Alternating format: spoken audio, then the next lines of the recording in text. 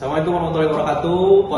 Kawan podcast kehukuman, sangat bersyukur di siang ini saya berkesempatan bisa ngobrol langsung dengan narasumber Zaki dan Alisa mengenai ultravirus gitu yang dikenal di hukum perusahaan.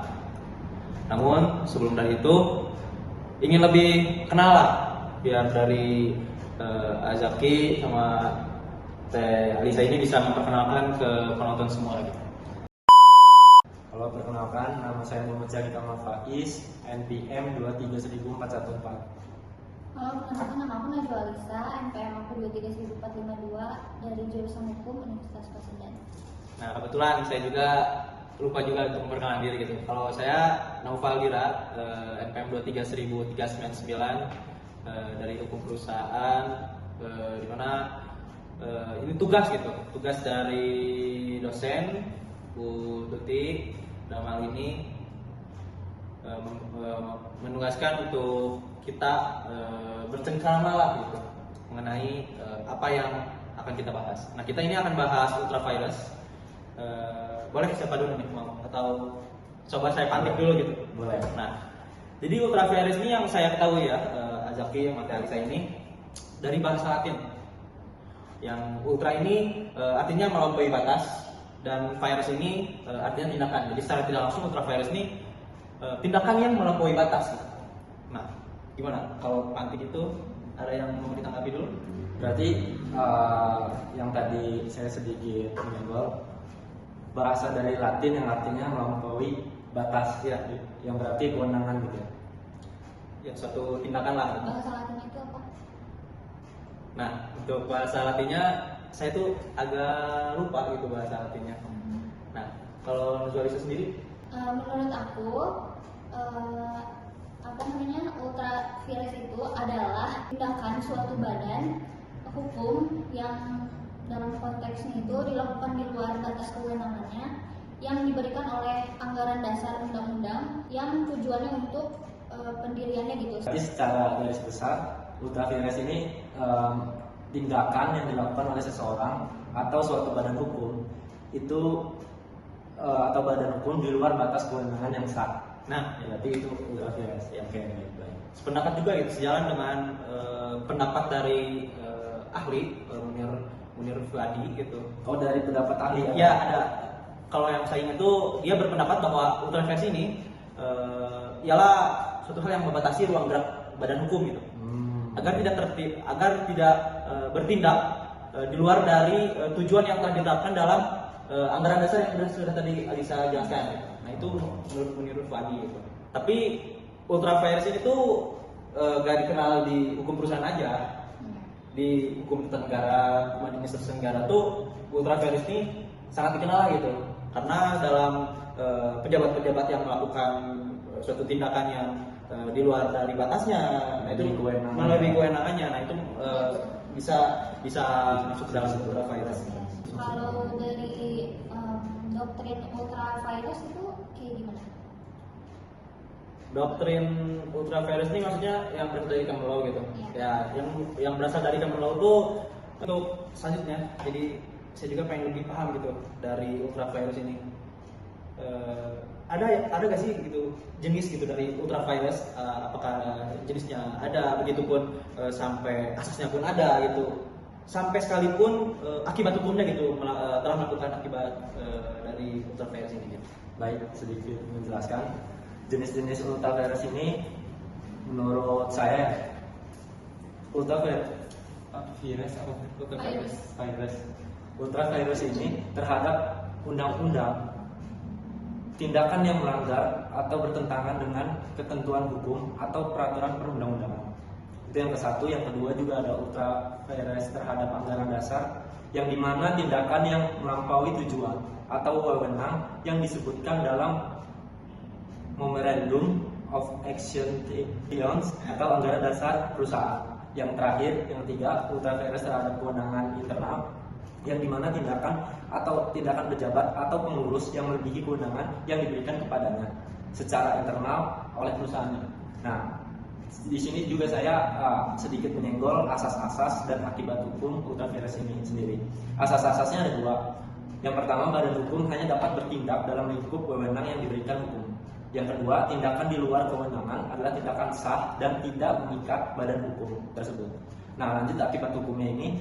Yang pertama, perbuatan hukum tersebut batal demi hukum. Terus yang kedua, tidak mengikat perusahaan atau lembaga yang bersangkutan. Yang terakhir, pihak yang dirugikan dapat menuntut secara pribadi kepada pejabat yang melakukan tindakan ultra vires ini sendiri. Nah, untuk asasnya gimana?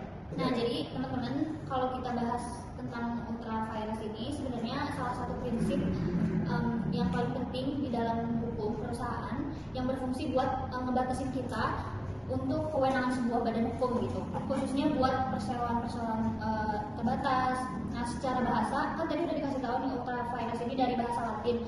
Nah, ada bahasa Inggrisnya itu namanya beyond the powers, atau dalam Indonesia ini melampaui kekuasaan atau wewenangnya. Nah, artinya ketika suatu perusahaan atau badan hukum ini melakukan tindakan yang melebihi Melebihi batas dan tujuan kewenangan ini diberikan oleh undang-undang atau anggaran dasarnya, maka tindakan itu dianggap tidak sah atau batal demi hukum gitu.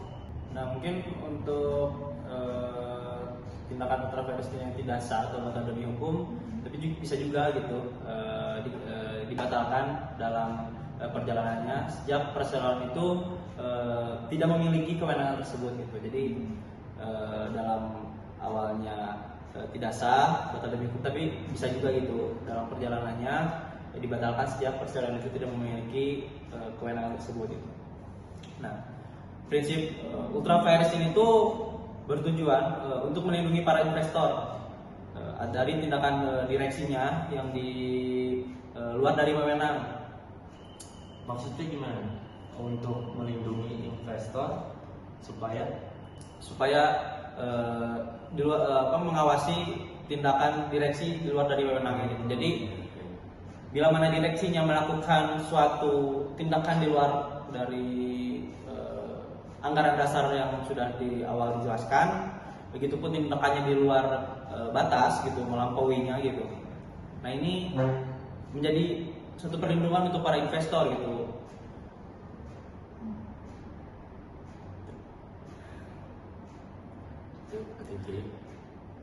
Tapi bila mana ada suatu ultra vires terlaksana atau telah dilaksanakan oleh suatu direksinya itu, direksi itu harus mempertanggungjawabkan hal tersebut gitu. Jadi gak bisa untuk yang lainnya gitu, direksi dan direksi lainnya. Jadi direksi lah gitu. Sebenarnya ultra vires ini tuh untuk sama aja tuh bentuk perlindungan juga untuk perusahaan, investor atau maupun kreditor gitu dalam lingkup hukumnya gitu. Jadi gini lah, yang saya tahu gitu ya, biar lebih simpelnya paham. Ultra vires ini kan suatu tindakan di luar batas, melampaui batas. Sebagai contoh seperti ini, saya memiliki perusahaan di bidang pertanian, tapi saya ini sebagai direksi melakukan perjanjian atau melakukan kerjasama dengan pihak otomotif. Kan ibaratnya nggak bersinggungan ya, tidak ada kesinambungan antara otomotif dengan perusahaan saya pertanian gitu. Nah, saya melakukan kerjasama tuh dalam otomotif, entah beli mobil drift, mobil relika gitu. Padahal tidak ada kaitannya dengan kebutuhan dari perusahaan saya. Perusahaan saya hanya butuh truk, apakah mobil kol gitu, traktor. Tidak ada singgungan dengan saya, itu sebagai mungkin hobi saya gitu, hobi saya yang diluapkan tapi melalui perusahaan saya. Nah, itu sebagai ultra vires. Jadi secara tidak langsung itu menguntungkan saya aja gitu, menguntungkan diri pribadi. Mungkin gimana kalau sedikit saya bayangin dari penjelasan Muhammad Naufal. Berarti kalau misal ada saya sebagai direksi perusahaan nih, terus itu punya panggung ya anggaplah wewenang gitu kan, kita namain panggung, untuk menjalankan suatu bisnis sesuai anggaran dasar. Terus maka ultravirus ini kayak dia keluar di panggung gitu loh, saya keluar dari panggung atau keluar dari wewenang saya dan main di area yang bukan wewenangnya. Ya. Secara hukum itu bisa beresiko besar, bahkan bisa berujung pada tanggung jawab pribadi saya. Ya. Ya. Seperti itu. Kalau aku nambahin, ini fun fact, kalau di Indonesia sendiri itu meskipun istilah ultravirus ini nggak disebut dalam Undang-Undang Nomor 40 Tahun 2007 tentang perseroan terbatas, tapi tetap banyak disinggung gitu. Misalkan dari pasal 15 ayat 1 disebutkan bahwa anggaran dasar itu harus membuat maksud dan tujuan serta kegiatan usaha perseroan. Artinya perusahaan itu cuman boleh bergerak dalam satu bidang yang udah tercantum di sana gitu. Terus juga ada di pasal 92 dan 97, direksi itu wajib menjalankan kegiatan usahanya itu sesuai dengan maksud dan tujuannya perseroan gitu, sesuai gitu sama perusahaannya. Jadi nggak boleh kalau misalkan beda haluannya gitu, misalkan dari mobil ke petani itu nggak boleh. Kalau direksi di luar itu, ya dia bisa dimintain pertanggungjawabannya secara pribadi atas kerugian gitu ya nanti yang bakal dibuat. Berarti harus sesuai dengan anggaran dasarnya lah ya, dari awal tujuan dari perusahaan itu dibangun sampai pada pelaksanaannya seperti apa, harus sesuai dengan awal gitu ya. Sepengetahuan saya ya, dari berita gitu, ada perkara Garuda Indonesia gitu mengenai ultravirus ini gitu. Barangkali saya tahu itu, ya. saya sempat baca. Oh gitu. Gimana? Kita jadiin contoh kasus nyata ya, yang dimana kronologinya kasus Garuda Indonesia. Kasus ini terjadi sekitar di tahun 2018 atau 2019, kurang lebih tahun segitu. Waktu direksi Garuda Indonesia ini melakukan investasi dalam bentuk penyertaan saham di PT Makata Aero Teknologi. Tujuannya sih bagus sebenarnya, mau menyediakan layanan wifi di dalam pesawat.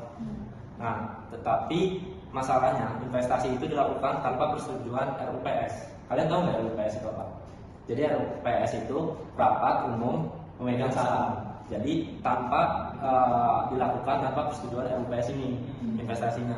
Padahal dalam anggaran dasar perseroan dan juga diatur jelas dalam Undang-Undang Nomor 40 Tahun 2007 tentang perseroan terbatas, kalau perusahaan mau melakukan pernyataan modal atau pengalihan aset dengan nilai besar, itu harus ada persetujuan dari RUPS itu sendiri.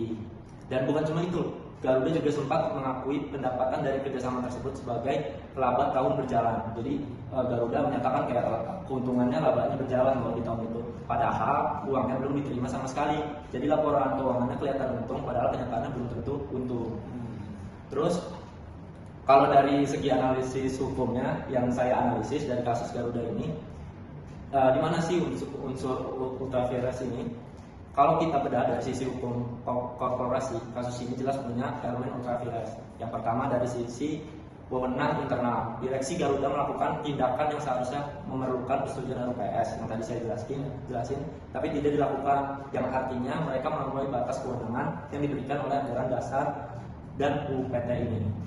Kedua, dari sisi substansi hukum korporasi, tindakan ini termasuk internal ultravirus ini, yang dimana artinya pelanggaran terhadap batasan internal perusahaan, bukan terhadap pihak luar. Yang terakhir, dari sisi pertanggungjawaban hukum, UPT sudah tegas menyebutkan di pasal 97 ayat 3 bahwa direksi bertanggung jawab penuh secara pribadi dan kerugian perseroan jika bersalah atau lalai menjalankan tugasnya. Jadi kalau gara-gara keputusan ini Garuda rugi, maka para direksi yang menandatangani keputusan itu yang bisa meminta tanggung jawab gitu. Jadi secara tidak langsung karena dia ngetekkan sebuah kerjasama dengan pihak luar itu, tapi dalam mentekannya itu tidak adanya dulu rapat RUPS gitu, pemegang saham. Jadi sesama pemegang saham yang lain itu tidak diberitahu lah, diberitahu alasan kita bekerjasama dengan dia seperti apa dan bagaimananya, sampai pada akhirnya ultravirus itu bisa terjadi gitu. Ya mungkin terima kasih buat yang sudah menonton di channel podcast ini. Terima kasih juga buat Zaki. Terima kasih juga buat Alisa sudah berkenan gitu diajak bercengkrama siang-siang kayak gini kan mengenai kehukuman. Ya gimana lah untuk mencerdaskan kehidupan bangsa kan bermanfaat bagi orang juga gitu. Bermanfaat bagi orang banyak. Terima kasih kepada semuanya. Mohon maaf apabila ada kesalahan dari kami. Assalamualaikum warahmatullahi wabarakatuh.